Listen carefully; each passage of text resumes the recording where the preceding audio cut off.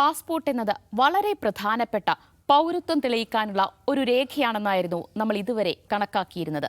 എന്നാൽ ഇന്ത്യയിൽ പൗരന്മാർക്ക് നൽകുന്ന പാസ്പോർട്ട് പൗരത്വ രേഖയായി കണക്കാക്കാൻ കഴിയില്ല എന്ന് വെളിപ്പെടുത്തിയിരിക്കുകയാണ് വിദേശകാര്യ മന്ത്രാലയം. അതിന് അവർ ചില ന്യായീകരണങ്ങളൊക്കെ പറയുകയും ചെയ്യുന്നുണ്ട്.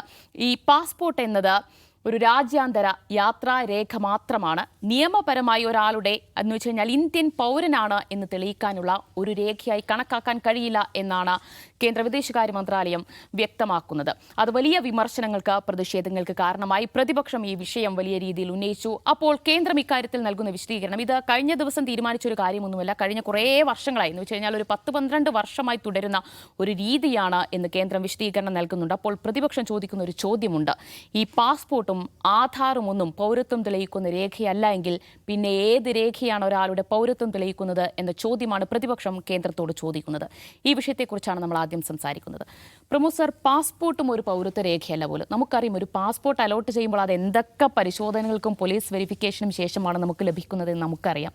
അപ്പോൾ അതുപോലും യാത്രാരേഖയല്ല അത്രേ. എങ്ങനെ കാണണം ഇതിനെ?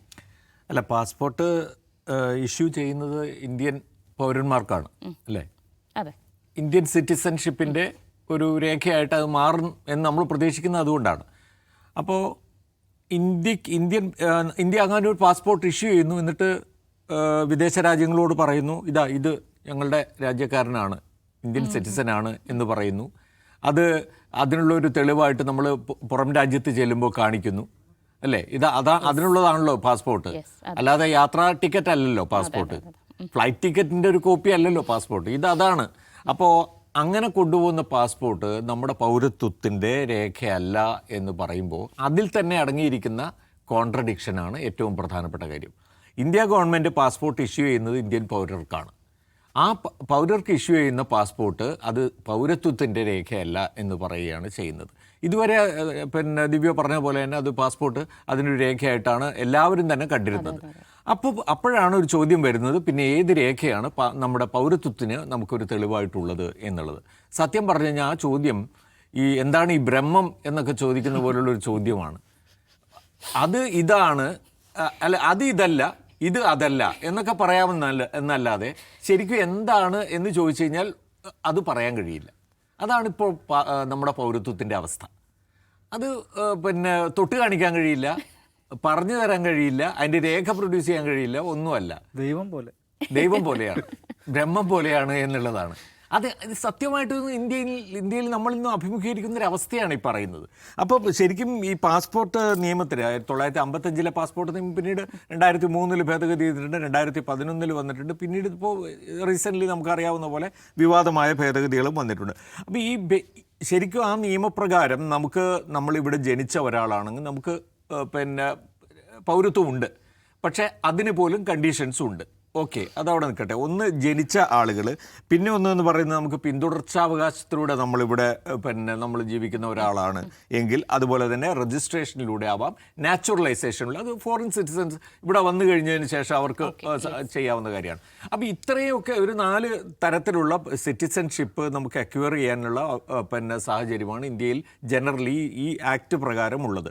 അതിൽ തന്നെ ഞാനിപ്പോൾ ഈ പറഞ്ഞ പ്രകാരം ഇന്ത്യയിൽ ജനിച്ച ഒരാളെ സംബന്ധിച്ചിടത്തോളം ഇപ്പോൾ 4 തട്ടിലാക്കി മാറ്റിക്കഴിഞ്ഞിരിക്കുകയാണ് അവരെ. 1987 മുമ്പ് ജനിച്ച ഒരാൾക്ക് അച്ഛനും അമ്മയും അവർ ഇന്ത്യൻ സിറ്റിസൺസ് ആണോ അല്ലയോ എന്നുള്ളതിനൊരു തെളിവും വേണ്ട, അവർ ഇന്ത്യൻ സിറ്റിസൺ ആയിരിക്കും, ഇയാൾ ഇന്ത്യൻ സിറ്റിസൺ തന്നെയാണ് എന്നുള്ളതാണ്. അതിന് വേറെ രേഖകൾ ആവശ്യമില്ല. പക്ഷേ 87 തൊട്ട് 2004 വരെ ഉള്ള ഒരാളെ സംബന്ധിച്ചിടത്തോളം ഏതെങ്കിലും ഒരാൾ, പാരൻസിൽ ഏതെങ്കിലും ഒരാൾ നിശ്ചയമായും ഇന്ത്യൻ സിറ്റിസൺ ആയിരിക്കണം എന്ന് പറഞ്ഞു കഴിഞ്ഞാൽ അതിന് തെളിവ് വേണ്ടി വരും. അതാണ്, സർട്ടിഫിക്കറ്റ് വേണം. അപ്പോൾ അതെന്താണ് എന്നുള്ള ചോദ്യം വരും. മൂന്നാമത് 2004 ശേഷം ജനിച്ച, എന്ന് വെച്ചാൽ ഇപ്പോൾ ഒരു 22 വയസ്സൊക്കെ ആയി നിൽക്കുന്ന ഒരാളെ സംബന്ധിച്ചിടത്തോളം, 22 വയസ്സോ അതിൽ താഴെയോ ഒക്കെ വരുന്ന അടുത്ത തലമുറയിൽപ്പെട്ട ആളുകളെ സംബന്ധിച്ചിടത്തോളം ഒരാളെങ്കിലും ഇന്ത്യൻ സിറ്റിസൺ ആയിരിക്കുകയും മറ്റേയാൾ ഒരു എന്താ പറയുക ഇല്ലീഗൽ ഇമിഗ്രൻ്റ് ആവാതിരിക്കുകയും ചെയ്യണം എന്നുള്ളതാണ്. ഇല്ലീഗൽ ഇമിഗ്രൻ്റ് ആവാതിരിക്കുകയും ചെയ്യണം എന്നുള്ളതാണ്. നോക്കൂ, ആ വ്യവസ്ഥകളുടെ ഒരു ഇത് ശരിക്കും പറഞ്ഞാൽ നമ്മളാരും അങ്ങനെ വിശദമായി അതിനെക്കുറിച്ച് പഠിക്കാഞ്ഞിട്ടോ അന്വേഷിക്കാഞ്ഞിട്ടോ ആണ് ഈ അവസ്ഥ വരുന്നതെന്ന് ആലോചിക്കണം. നമ്മൾ ഈ 22 വയസ്സിന് താഴെയുള്ള അതിന് താഴെയുള്ള നമ്മുടെ കുട്ടികൾക്ക് അവരുടെ പൗരത്വത്തെക്കുറിച്ചുള്ള പിന്നെ അവർ ഇവിടെ ജനിക്കുന്നു, ഇവിടെ ജീവിക്കുന്നു എന്നുള്ളതല്ല, അവർ സ്വാഭാവികമായിട്ട് വിചാരിക്കുന്നത് ഞാൻ ഇന്ത്യൻ പൗരനാണ് എന്നുള്ളതാണല്ലോ. നമ്മൾ ചെറുപ്പം മുതലേ നമ്മൾ അങ്ങനെയുണ്ട്. പക്ഷേ ഇങ്ങനെ ചില കണ്ടീഷൻസ് ഉണ്ട് എന്നുള്ളത് അറിഞ്ഞു കഴിഞ്ഞാലുള്ള ഒരു അവസ്ഥ ആലോചിച്ച് നോക്കൂ. അപ്പോൾ അവർ തെളിയിക്കണമെങ്കിൽ ഒരു ഘട്ടത്തിൽ തെളിയിക്കുക എന്ന് പറയുന്നത് എപ്പോഴാണെന്ന് നമുക്ക് പറയാൻ പറ്റില്ലല്ലോ. ഏത് ഘട്ടത്തിലാണ് ഇത് തെളിയിക്കേണ്ടി വരിക എന്ന് നമുക്കറിയില്ല. അതുവരെ നമ്മൾ ജീവിച്ചു പോകുന്നു. പിന്നെ പുറത്തേക്ക് പോകാനാണെങ്കിലാണ് പാസ്പോർട്ട് നമ്മൾ നോക്കുന്നത്, പാസ്പോർട്ട് നമുക്ക് ഇഷ്യൂ ചെയ്യുന്നു. അപ്പോൾ ഇതാണ് ഈ പൗരത്വത്തിൻ്റെ നിലവിലുള്ള അവസ്ഥ. അതായത് നിലവിലുള്ള അവസ്ഥയിൽ തന്നെ ഇത്തരത്തിലുള്ള പലതരത്തിലുള്ള കോംപ്ലിക്കേഷൻസ് ഉണ്ട് പൗരത്വത്തെ സംബന്ധിച്ചിടത്തോളം. പിന്നെ ഏറ്റവും ഒടുവിൽ നമ്മൾ ഈ പറഞ്ഞ ഈ സിറ്റിസൺസ് അമൻഷിപ്പ് പിന്നെ CAA വന്നതിന് ശേഷമുള്ള പിന്നെ പാകിസ്ഥാനിൽ നിന്നും അഫ്ഗാനിസ്ഥാനിൽ നിന്നൊക്കെ വരുന്ന ആളുകൾക്ക് മുസ്ലിം ഒഴികെയുള്ള എല്ലാവർക്കും കൊടുക്കുന്ന മറ്റൊരു ഭേദഗതിയും കൂടി വന്നു കഴിഞ്ഞിരിക്കുന്നു 2014 വരെ വന്ന ആളുകൾക്ക്. അപ്പോൾ ഇത്തരം കോംപ്ലിക്കേഷൻസ് നിൽക്കുന്നതിനിടയിലാണ് ഇപ്പോൾ ഈ പുതുതായി നമ്മൾ മനസ്സിലാക്കേണ്ടത് ഈ SIR വന്നതിന് ശേഷം, SIR നടപ്പാക്കിയതിന് ശേഷം രൂപപ്പെട്ടിട്ടുള്ള പുതിയൊരു സാഹചര്യം. പൗരത്വവുമായിട്ട് അത് വളരെ ഒരിക്കലും പൗരത്വം തെളിയിക്കാനുള്ള ഒരു സംഗതിയായി മാറില്ല, അല്ലെങ്കിൽ പൗരത്വമായിട്ട് അതിനൊരു ബന്ധം ഉണ്ടാവില്ല എന്ന് പറഞ്ഞ് തുടങ്ങിയ SIR അവസാനിച്ചിരിക്കുന്നത് മെയ് 27 സുപ്രീം കോടതി വിധിയിൽ എന്താ പറയുന്നത്? ഇത് പൗരത്വത്തിനുള്ള രേഖയല്ല, പൗരത്വവുമായി ഇതിനെ നേരിട്ട് ബന്ധിപ്പിക്കാൻ കഴിയില്ല. SIRൽ നിങ്ങളുടെ പേരുണ്ടെങ്കിൽ നിങ്ങൾ ഇന്ത്യൻ പൗരനാണ് എന്നും ഇല്ലെങ്കിൽ ഇല്ല എന്നും പറയുന്ന തരത്തിലേക്ക് കൊണ്ടുപോകാൻ കഴിയില്ല. അതായത് SIRൽ പേരില്ലാത്തതുകൊണ്ട് ഒരാൾ ഇന്ത്യൻ പൗരനല്ലാതാകുന്നില്ല എന്നാണ് സുപ്രീം കോടതി പറഞ്ഞത്. പക്ഷേ അതേസമയം തന്നെ സുപ്രീം കോടതി പറയുന്ന വേറൊരു കാര്യമുണ്ട്, ഇവർക്ക് പൗരത്വം വെരിഫൈ ചെയ്യാമെന്നാണ്. അതായത് SIR പ്രോസസ്സിൻ്റെ ഭാഗമായി പൗരത്വം വെരിഫൈ ചെയ്യാം. അതായത് ഇലക്ഷൻ കമ്മീഷന് വെരിഫൈ ചെയ്യാം, അതിന് അവർക്ക് ചില ഡോക്യുമെന്റ്സ് ഉപയോഗിക്കാം എന്നാണ് പറയുന്നത്. എന്താ പറയുക, ഇതിൻ്റെ അന്തിമമായി എന്താ ഉണ്ടാവുന്നത്? ഈ പിന്നെ ഇലക്ഷൻ കമ്മീഷനെ സംബന്ധിച്ചിടത്തോളം ഇന്ത്യൻ പൗരനാണോ അല്ലയോ എന്നുള്ളത് അവരുടേതായിട്ടുള്ള മാനദണ്ഡങ്ങൾ ഉപയോഗിച്ച് വെരിഫൈ ചെയ്ത് ഒരു തീരുമാനത്തിലെത്തുകയാണ് ചെയ്യുന്നത്. അതാണ് ഈ വോട്ടേഴ്സ് ലിസ്റ്റിൽ നമ്മൾ ഉൾപ്പെടുന്നതിന് ഒരു മാനദണ്ഡമായി മാറുന്നത്. അപ്പോൾ ആലോചിച്ച് നോക്കുക, അപ്പോൾ അയാൾക്ക് ഏതിനെയാണ് ഈ ഹോം മിനിസ്ട്രി നമുക്ക് നമ്മുടെ ഇന്ത്യൻ സിറ്റിസൺഷിപ്പ് തീരുമാനിക്കുന്നതിനെയാണോ നമ്മൾ കാണേണ്ടത്? അതാണോ ശരി, അല്ല ഇതാണോ ശരി? അപ്പോൾ കോടതി പറഞ്ഞിരിക്കുന്നത് ഇൻ എ ലാർജർ കോണ്ടെക്സ്റ്റ് മറ്റതാണ്, ഏത് ഹോം മിനിസ്ട്രിയുടെ ഇതാണ്, പിന്നെ ഈ ആവശ്യത്തിന് വേണ്ടി ഇതാണ്.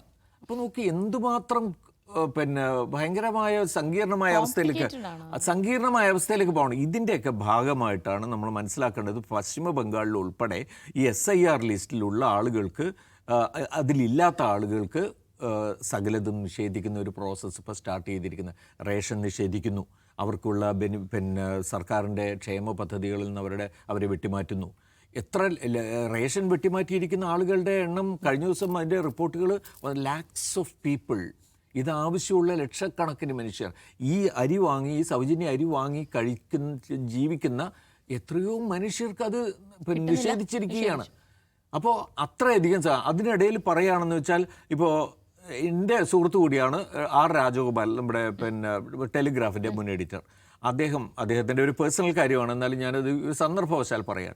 അദ്ദേഹം പിന്നെ വോട്ട് ചെയ്തിരുന്നത് കൽക്കത്തയിലാണ്. അദ്ദേഹം ദീർഘകാലം അവിടെയായിരുന്നു, വോട്ടേഴ്സ് ലിസ്റ്റിൽ അവിടെയായിരുന്നു. അത് പുതുക്കാൻ അദ്ദേഹത്തിന് പോയി, അദ്ദേഹത്തിന് അത് പുതുക്കി കിട്ടിയില്ല. അദ്ദേഹം SIR ലിസ്റ്റിൽ നിന്ന് അദ്ദേഹത്തെ ഒഴിവാക്കി.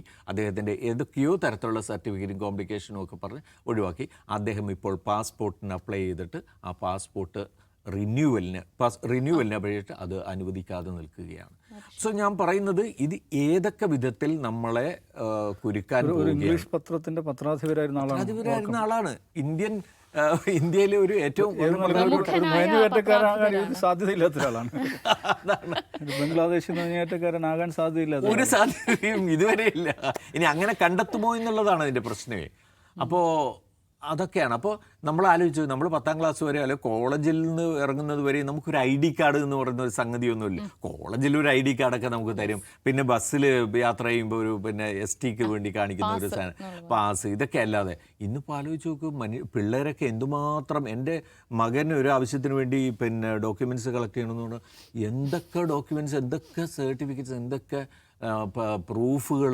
ഇങ്ങനെയാണ് മനുഷ്യനിപ്പോൾ ഇന്ത്യയിൽ ഇതിനെയൊക്കെ പിന്നെ കൈകാര്യം ചെയ്യേണ്ടി വരുന്നത് എന്നുള്ളതാണ് ബേസിക് ആയിട്ടുള്ള കാര്യം. എന്ന് വെച്ചാൽ SIRനെ പിന്നെ പൗരത്വവുമായി ബന്ധിപ്പിക്കാനുള്ള ആ ഒറിജിനലായിട്ടുള്ള ഈ കേന്ദ്ര സർക്കാരിൻ്റെ ആ ശ്രമത്തിൻ്റെ തുടർച്ചയാണ് ഈ പാസ്പോർട്ട് പൗരത്വരേഖയല്ല എന്ന നിലപാടിലേക്ക് വന്നത് എന്നതാണ് ഞാൻ കരുതുന്നത് അങ്ങനെയാണ്. അപ്പോൾ അതിൻ്റെ ഭാഗമായിട്ടാണ് ഈ ഇല്ലീഗൽ ഇമിഗ്രൻസിനെ കളയുക എന്നുള്ള ഉദ്ദേശത്തിലുള്ള ആ പ്രോസസ്സ് ആർക്കൊക്കെ ബാധകമാക്കാൻ കഴിയുമെന്നതിൻ്റെ ഒരു വലിയ ഗൂഢാലോചനയുടെ ഭാഗമാണിത് എന്ന് പറയേണ്ടി വരും. യെസ് ദൗസർ, എൻ്റെ കയ്യിൽ ആധാർ കാർഡുണ്ട്, വോട്ടേഴ്സ് ID ഉണ്ട്, റേഷൻ കാർഡുണ്ട്, ലൈസൻസ് ഉണ്ട്, പാസ്പോർട്ട് ഉണ്ട്. ഇതൊന്നും പോരല്ലേ ഞാൻ ഇന്ത്യൻ പൗരയാണ് എന്ന് തെളിയിക്കാൻ? ഞാൻ ദിവ്യയോട് ആദ്യം ചോദിക്കാൻ വിചാരിച്ച ചോദ്യം ഇതായിരുന്നു, ദിവ്യ ഇന്ത്യൻ പൗരനാണോ? ആണോ? അല്ല, അത് ഞാൻ ചോദിക്കണം സാർ, ഇപ്പൊ എനിക്ക് തന്നെ സംശയമായി. അല്ല, അതെങ്ങനെ തെളിയിക്കും? അറിയില്ല. തെളിയിക്കാൻ പറ്റില്ല എന്നുള്ളതാണ്. അപ്പം ദിവ്യ പാസ്പോർട്ട് മുന്നോട്ട് വെക്കുന്നു, ഞാൻ ഇന്ത്യൻ പൗരനാണ്. അത് ട്രാവൽ ഡോക്യുമെൻ്റ് ആണ്. ആധാർ കാർഡ് മുന്നോട്ട് വെക്കുന്നു, അതെന്താണ്? അത് ഐഡൻറ്റിറ്റി കാർഡ് മാത്രമാണ്. വോട്ടേഴ്സ് കാർഡ്, ID കാർഡ് മുന്നോട്ട് വെക്കുന്നു, അത് ഇലക്ഷൻ വോട്ട് ചെയ്യാൻ വേണ്ടിയിട്ടുള്ള മാത്രമാണ്. റേഷൻ കാർഡ് അരി മേടിക്കാനുള്ളതാണ്. പിന്നെന്താ ഉള്ളത്? ലൈസൻസ്, അത് വണ്ടി ഓടിക്കാനുള്ളതാണ്. RC, അത് വണ്ടി ഓൺ ചെയ്യാനുള്ളതാണ്. നമ്മുടെ പാൻ കാർഡ് അതെന്താണ്? ഇൻകം ടാക്സ് ബന്ധപ്പെട്ടാണ്. ദിവ്യ ഇന്ത്യൻ പൗരനാണ് എന്നുള്ളത് തെളിയിക്കാൻ എന്താണ് രേഖ? ഇതൊരു വളരെ പ്രധാനപ്പെട്ടൊരു ചോദ്യമല്ലേ?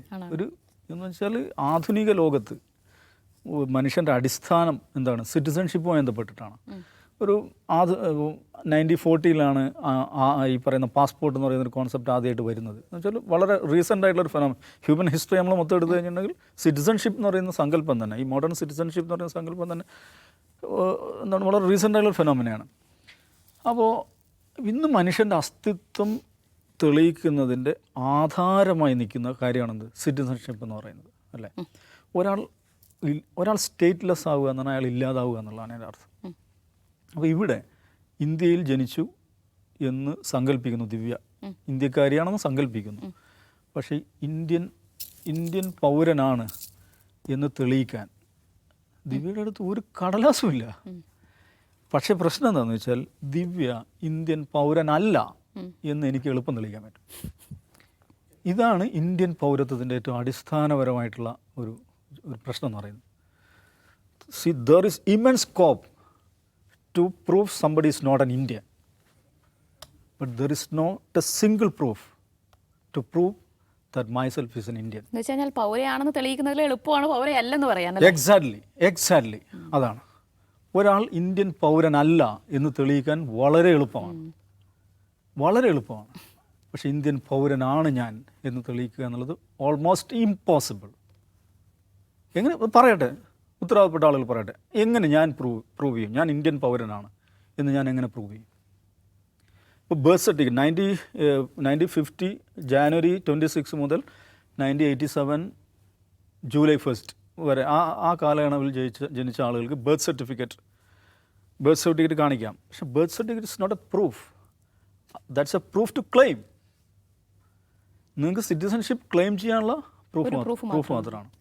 ഇനി 87 ജൂലൈ 1 ശേഷം ജനിച്ച ആളുകൾ, 24 ഡിസംബർ 3 വരെ അതിനിടയിൽ ജനിച്ച ആളുകൾക്ക് അവർ ആൻസസ്ട്രി ഡോക്യുമെൻറ്റ്സ് കാണിക്കാം എന്ന് പറഞ്ഞിട്ടുണ്ടെങ്കിൽ പാരൻസിൻ്റെ ഡോക്യുമെൻറ്റ്സ്. തമാശ അതാണ്, പാരൻസിൻ്റെ ഡോക്യുമെൻറ്റിൽ എന്തൊക്കെ അതിന് ഉപയോഗിക്കാം? അവരുടെ ബർത്ത് സർട്ടിഫിക്കറ്റ് ഉപയോഗിക്കാം, അവരുടെ പാസ്പോർട്ട് ഉപയോഗിക്കാം, ഈ ലീനേജ് പ്രോപ്പർട്ടിയുടെ ബന്ധപ്പെട്ട നമ്മളുടെ ഓണർഷിപ്പ് ഡോക്യുമെൻറ്റ്സ് എന്നാണ് അത് കാണിക്കാം. അപ്പോൾ അവിടെ ഡോക്യുമെൻ്റായിട്ട് എന്താണ് വയ്ക്കുന്നത്? പാസ്പോർട്ട് വെക്കുന്നുണ്ട്. ഇപ്പോൾ ഇന്നലെ പാസ്പോർട്ട് സേവാ ദിവസിൻ്റെ ഭാഗമായിട്ട് ഡൽഹിയിൽ നടന്ന പത്രസമ്മേളനത്തിലാണ് ഈ ഉദ്യോഗസ്ഥർ പറയുന്നത് ഇത് ട്രാവൽ ഡോക്യുമെൻ്റ് മാത്രമാണ്. പക്ഷേ 2004 ജനിച്ച ആളുകൾ അവർ അച്ഛൻ്റെ ഡോക്യുമെൻ്റായിട്ട് കാണിക്കുന്നതിൽ ഒരു ഡോക്യുമെൻ്റായിട്ട് എന്ത് പറഞ്ഞിട്ടുണ്ട്? പാസ്പോർട്ട് പറഞ്ഞിട്ടുണ്ട്. ഈ പാസ്പോർട്ടിനെ കുറിച്ചാണ് ഇവർ പറയുന്നത് അത് ട്രാവൽ ഡോക്യുമെൻ്റ് മാത്രമാണ്. ഇവർ പറയുന്നത് നേരത്തെ കോടതിയും പറഞ്ഞു കഴിഞ്ഞ കാര്യമാണ് ഇത്. അപ്പോൾ ഇത് എന്താണിത്? എങ്ങനെയാണ് ശരിക്കും പറഞ്ഞാൽ ഇന്ത്യൻ സിറ്റിസൺഷിപ്പ് എന്ന് പറഞ്ഞാൽ ഒരു മായാവിയാണ്, ശരിക്കും ഒരു മായാവിയാണ്. നിങ്ങൾക്കതുണ്ട് എന്ന് നിങ്ങൾ ധരിക്കുന്നു, പക്ഷെ യഥാർത്ഥം നിങ്ങൾക്കതില്ല എന്ന് ഒരാൾ പറഞ്ഞു കഴിഞ്ഞാൽ ഒരാൾ പിന്നാലെ കൂടി നിങ്ങൾക്കിതില്ല എന്ന് സ്ഥാപിക്കാൻ ശ്രമിച്ചാൽ അയാൾക്ക് എളുപ്പം അത് സ്ഥാപിക്കാൻ പറ്റും. അതാണ് ആവശ്യവും. അതുണ്ടെന്ന് സ്ഥാപിക്കുക എന്നുള്ളത് നമ്മുടെ ബാധ്യത. നമുക്കത് അസാധ്യമാണെന്നുള്ളതാണ്. അപ്പോൾ ഇത് ചുമ്മാ ഇപ്പോൾ രാജഗോപാൽ സാറിൻ്റെ കാര്യം പ്രൊഫസർ പറഞ്ഞല്ലോ. എനിക്ക് 2 ദിവസം മുമ്പ് ഇവിടെ എൻ്റെ ഒരു സുഹൃത്ത് വന്നു, മാഹി എന്നുള്ള, പല കാര്യങ്ങൾ സംസാരിക്കുന്നിടയ്ക്ക് അവൻ ഇത്തവണ വോട്ട് ചെയ്തിട്ടില്ല. എന്താ കാര്യം അറിയോ? അവന് ഈ SIR അവൻ്റെ വോട്ട് നഷ്ടപ്പെട്ടു. എഡ്യൂക്കേറ്റഡ് ആയിട്ടുള്ള വെൽ എഡ്യൂക്കേറ്റഡ് ആയിട്ടുള്ള കക്ഷിയാണ്. അപ്പോൾ അവനറിയാവുന്ന ഒരു ഡസനിലേറെ ആളുകൾക്ക് അവർ വോട്ടേഴ്സ് ലിസ്റ്റിൽ നിന്ന് മാറിയിട്ടുണ്ട്. അവർ ഈ അപ്പീൽ കൊടുക്കുന്നു, ഇതെല്ലാം ചെയ്യുന്നു. നോക്കൂ, മാഹി കേന്ദ്ര ഭരണ പ്രദേശമാണ്, നമ്മളെ നല്ല സെറ്റപ്പ് അല്ല, വേറെ ഒരു പരിപാടിയാണ് അവിടെ. അപ്പോൾ നമ്മൾ കേരളത്തിലെ SIR ബന്ധപ്പെട്ട എല്ലാ ഇഷ്യൂസും അപ്പം നമ്മൾ വാർത്ത കൊടുക്കുകയും ഇലക്ഷൻ കമ്മീഷൻ, ഈവൻ രത്തൻ കേൽക്കറിനെ നേരിട്ട് നമ്മളെ കോൺടാക്ട് ചെയ്യുകയും ഒക്കെ ചെയ്ത് ഓർമ്മയില്ലേ? പക്ഷേ മാഹിയിൽ ഇങ്ങനെ നടന്നത് ആരും അറിഞ്ഞിട്ടില്ല. അവിടെ ഒരുപാട് ആളുകൾ വോട്ടേഴ്സ് ലിസ്റ്റിൽ നിന്ന് പുറത്തു പോയിട്ടുണ്ട്. മാഹിയിൽ നടക്കാമെങ്കിൽ ഉത്തർപ്രദേശിൽ ഇപ്പോൾ SIR നടന്നുകൊണ്ടിരിക്കുകയാണ്. ഉത്തർപ്രദേശിലും ബീഹാറിലും ബംഗാളിലെ ഗ്രാമങ്ങളൊക്കെ എന്താണ് നടന്നതെന്ന് ഓർത്ത് നോക്കിയാൽ മതി. അപ്പോൾ SIRൽ പേര് പോവുകയാണ് ആദ്യം ചെയ്യുന്നത്. പിന്നെ ഈ പറഞ്ഞതുപോലെ റേഷൻ കാർഡിൽ നിന്ന് പോകുന്നു, വെൽഫെയർ സ്കീമുകളിൽ നിന്ന് പോകുന്നു, പെൻഷൻ സ്കീമുകളിൽ നിന്ന് പോകുന്നു. എന്ന് പറഞ്ഞാൽ നമ്മുടെ രാജ്യത്ത് വലിയൊരു വിഭാഗം ജനങ്ങളെ അത് സ്റ്റേറ്റ്ലെസ് ആക്കുകയാണ് ചെയ്യുന്നത്. ഇതിങ്ങനെ പറയുമ്പോൾ നമുക്കറിയാം യഥാർത്ഥത്തിൽ ഇതിൻ്റെ എഫക്റ്റീവ്സായിട്ട് വരുന്ന ആരാണ്? മഹാഭൂരിപക്ഷവും മുസ്ലിങ്ങളാണ്, ദരിദ്രരാണ്, പിന്നോക്ക വിഭാഗങ്ങളാണ്, ഗ്രാമീണ ജനതയാണ് എന്നൊരു വസ്തുതയാണ്. അത് സംഭവിച്ചു കഴിഞ്ഞ കാര്യമാണ്. ലോകത്തെ ഏറ്റവും വലിയൊരു ജനാധിപത്യ രാജ്യം എന്ന് പറയുന്ന ഒരു രാജ്യത്ത്, ആ രാജ്യത്തെ പൗരന്മാരാണ്, ആ രാജ്യത്ത് നിവസിക്കുന്ന മനുഷ്യരുടെ പൗരത്വം അത് എങ്ങനെ സ്ഥാപിക്കും, അതെങ്ങനെ തെളിയിക്കും, അതിൻ്റെ ഡോക്യുമെൻ്റ് എന്താണ് എന്നതിനെക്കുറിച്ച് ഒരു സിംഗിൾ ആൻസർ ഇല്ല എന്ന് പറഞ്ഞാൽ അതിൻ്റെ കഷ്ടമെന്ന് ആലോചിച്ചു. ഏത് കാലത്ത് നമ്മൾ വിശ്വഗുരുവാണെന്നാണ് പറയുന്നത്. ലോകത്ത് നയിക്കുന്ന രാജ്യമാണ്. ലോകത്തെ നയിക്കുന്ന വിശ്വഗുരുവായുള്ളൊരു രാജ്യത്ത്, ഏതൊരു രാജ്യത്തിൻ്റെയും അതിൻ്റെ ഏറ്റവും പ്രൈമറി അസറ്റ് എന്ന് പറയുന്നത് ആ രാജ്യത്തെ പൗരന്മാരാണ്. ആ രാജ്യത്തെ പൗരന്മാരുടെ പൗരത്വം സ്ഥാപിക്കുവാൻ, അത് എസ്റ്റാബ്ലിഷ് ചെയ്യുവാൻ ഒരു ഡോക്യുമെൻറ്റും ഇല്ല എന്ന് ആ രാജ്യത്തെ സംവിധാനങ്ങൾ, നിയമ സംവിധാനങ്ങൾ തന്നെ പറയുകയാണ്, ഉത്തരവാദിത്തോടുകൂടി പറയുകയാണ്. സാമാന്യമായി ലോകമെല്ലാം ധരിക്കുന്നത് ഒരു പാസ്പോർട്ട്, ഇന്ത്യൻ പാസ്പോർട്ട് ഹോൾഡർ അല്ലെങ്കിൽ ഇതിൽ പാരഡോക്സ് എന്ന് ആലോചിച്ച് നോക്കൂ. വോട്ടർ ID കാർഡ്, ആരാണ് ഇന്ത്യയിൽ വോട്ട് ചെയ്യുന്നത്? ഇന്ത്യൻ പൗരന്മാർ. പക്ഷേ നിങ്ങൾ വോട്ട് ചെയ്യുന്നു എന്നുള്ളത്, നിങ്ങൾ വോട്ട് ചെയ്യാനുള്ള രേഖ നിങ്ങളുടെ കയ്യിലുണ്ട് എന്നുള്ളത് നിങ്ങൾ ഇന്ത്യക്കാരനാണെന്നുള്ളത് തെളിവല്ല. ആരാണ് ഒരു രാജ്യത്തിൻ്റെ പാസ്പോർട്ട് ഹോൾഡ് ചെയ്യുന്നത്? ഒരു അമേരിക്കൻ പാസ്പോർട്ട് ഹോൾഡർ എന്ന് പറഞ്ഞാൽ അതിൻ്റെ അർത്ഥം എന്താ? അയാൾ അമേരിക്കക്കാരനാണെന്നല്ലേ. പക്ഷേ ഇന്ത്യൻ പാസ്പോർട്ട് ഹോൾഡർ അയാൾ ഇന്ത്യക്കാരനാണ് എന്നതിന് രേഖയല്ല അത്. പിന്നെ ഇതെന്ത് കുന്തം? ഈ ഇന്ത്യൻ പൗരത്വം എന്ന് പറയുന്ന ഈ സാധനം എന്താണ്? ഇതൊരു ചോദ്യമല്ലേ? ഇതിനിവരാരും മറുപടി നൽകുന്നില്ല. സ്റ്റേറ്റ്ലെസ്, സ്വന്തം പൗരന്മാരെ സ്റ്റേറ്റ്ലെസ് ആക്കുന്ന, അവരുടെ പൗരത്വം എടുത്തു കളയുന്ന ഒരു അസാധാരണമായ ജനാധിപത്യത്തിലാണ് നമ്മൾ ജീവിക്കുന്നതെന്നുള്ളതാണ്. ഇതിൻ്റെ ഈ SIR പോലെയുള്ള സംഗതികൾ വരുമ്പോഴാണ് ഇതിൻ്റെ ഒരു നോർമൽ കണ്ടീഷനിൽ ഇപ്പം അവിടെ MEA ഒഫീഷ്യൽ പാസ്പോർട്ട് എന്ന് പറയുന്ന ഒരു സിറ്റിസൺ ഡോക്യുമെൻ്റ് അല്ല, ട്രാവൽ ഡോക്യുമെൻ്റ് മാത്രമാണ് എന്നൊക്കെ ഇങ്ങനെ പ്രസംഗിക്കുന്നതുകൊണ്ട് നമുക്ക് പ്രത്യേകിച്ചൊന്നും വരാൻ പോകുന്നില്ല. പക്ഷേ SIR പോലെ ജനങ്ങളെ സ്റ്റേറ്റ്ലെസ് ആക്കുക എന്ന ഉദ്ദേശത്തോടു കൂടി വളരെ ആസൂത്രണത്തോടുകൂടെയുള്ള പദ്ധതികൾ നടപ്പിലാക്കുമ്പോൾ ഇങ്ങനെയുള്ള ഈ പ്രസ്താവനകൾ കൂടെ വരുമ്പം അപകടകരമായിട്ടുള്ള ഒരുപാട് സൂചനകൾ അതിനകത്തുണ്ടെന്ന് ഞാൻ വിചാരിക്കും. യെസ്, അതാണ്. നിങ്ങളുടെ കയ്യിൽ വോട്ടർ ID-യും ആധാറും ലൈസൻസും പാസ്പോർട്ടും ഒക്കെ ഉണ്ട്, നിങ്ങൾ ഇന്ത്യൻ പൗരനാണ് എന്നിനി തെളിയിക്കാൻ മറ്റൊന്നും വേണ്ട എന്നൊക്കെ ചിന്തിച്ച് ആശ്വസിച്ചിരിക്കുകയാണെങ്കിൽ അത് പോരാ കേട്ടോ. അതാണ് ഇപ്പോൾ കേന്ദ്രം വെളിപ്പെടുത്തിയിരിക്കുന്നത്. അതൊന്നും പൗരത്വം തെളിയിക്കാനുള്ള രേഖയല്ലത്രേ. അപ്പോൾ ഏതാണ് ആ രേഖ എന്ന് ചോദിച്ചാൽ അക്കാര്യത്തിൽ ഒരു ക്ലാരിഫിക്കേഷൻ ഇപ്പോഴും കേന്ദ്രത്തിന് നൽകാൻ കഴിയുന്നില്ല എന്നതാണ് വസ്തുത.